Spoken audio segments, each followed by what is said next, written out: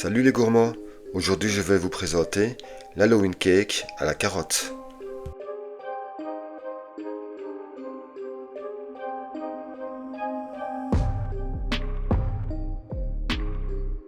Voyez comme ce carotte cake est moelleux et goûteux de crème. Pour commencer, on fait la pâte de carotte. Cassez les œufs dans un pot pour vérifier s'ils sont bons et placez ceux-ci dans le bol du blender.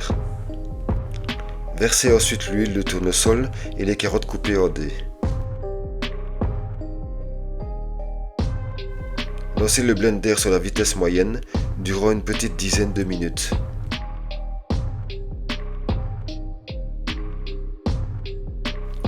Lorsque la préparation est bien lisse, placez celle-ci dans un cul de poule. Tamisez au préalable la levure et la farine dans un plat.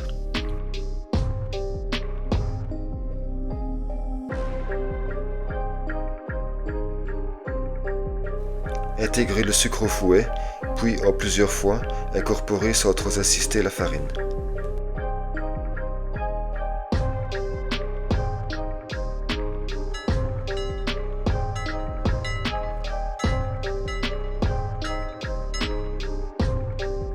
N'oubliez pas de beurrer et de fariner votre moule.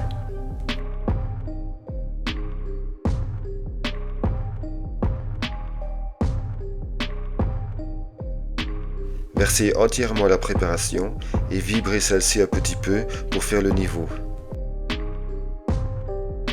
Après avoir préchauffé le four sur 180 degrés, enfournez pour 60 à 80 minutes selon les fours. Pendant ce temps, on prépare la ganache au chocolat. Chauffez le lait jusqu'à l'ébullition et pendant ce temps, blanchissez les jaunes avec le sucre.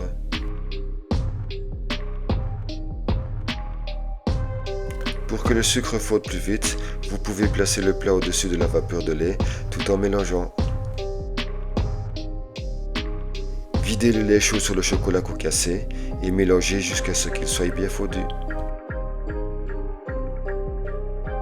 Videz en 2 ou 3 fois le chocolat sur les œufs et mélangez directement pour ne pas cuire ceux-ci.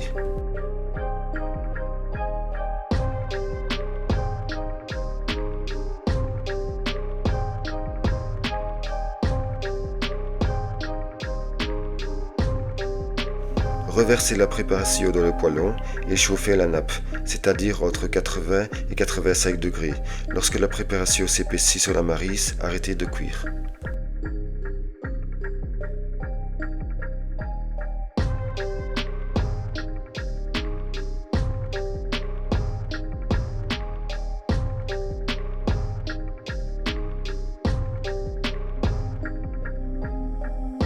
Versez dans un plat et lorsque ce sera refroidi, filmez et placez 2 heures au frigo.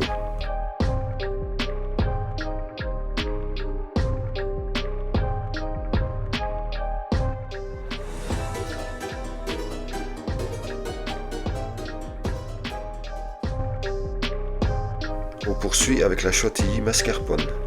Placez dans un cul de poule la crème liquide et le mascarpone, écrasez un peu celui-ci pour l'intégrer, puis lancez lentement le fouet.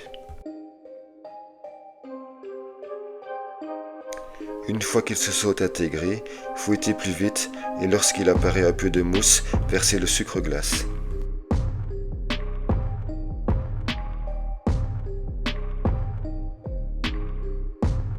Continuez de battre et lorsqu'il apparaît des lignes, versez la vanille puis le colorant. Un rayon de rouge et du jaune pour obtenir de l'orange.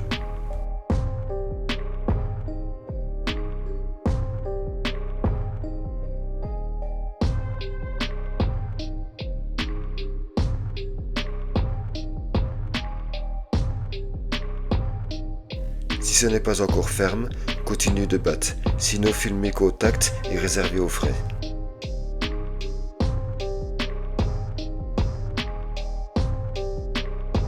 Plantez dans le gâteau une pique à brochette ou autre chose, mais qui ait assez de longueur pour voir si c'est cuit. Si la pique est sèche, c'est bon. Démoulez et laissez refroidir sur une grille.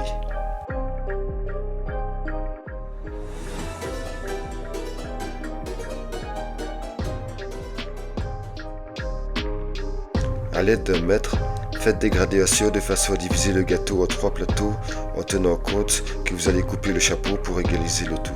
Lorsque vous avez vos plateaux, prenez-en un, mais pas celui du bas, car il est parfaitement plat pour la finition, et badigeonnez du sirop sur la face pour ne pas que le gâteau soit sec. La recette est avec les ingrédients. Prenez votre ganache que vous avez placé en poche. Sans douille ici, juste une coupure d'un gros centimètre, et faites une spirale en partant du milieu en laissant 2 cm de bord. Lissez un peu avec une spatule.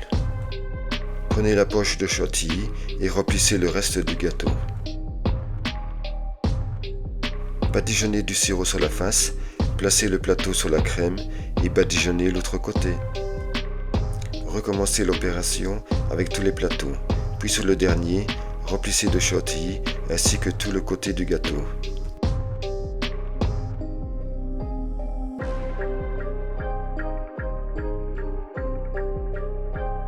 A l'aide d'une spatule, lissez le haut et tout le contour.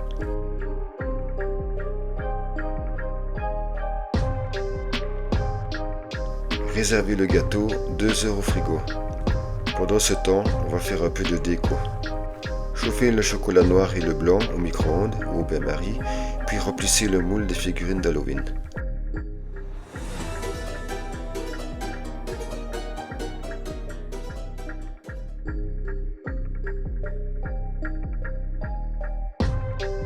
Un petit peu de colorant pour les citrouilles, sauf que je n'ai plus que du rouge. Placez au frigo pour durcir. Pour le glaçage coulant, faites fondre le chocolat concassé au bain-marie, puis ajoutez la crème et mélangez.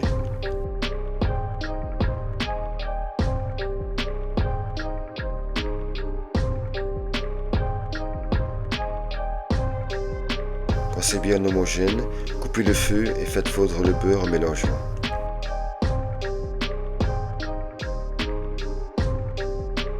Laissez redescendre le chocolat à 40 degrés, puis placez en poche avec une fine coupure. En suivant le périmètre, laissez couler le chocolat et ralentissez lorsque vous voulez faire une coulée de bougie.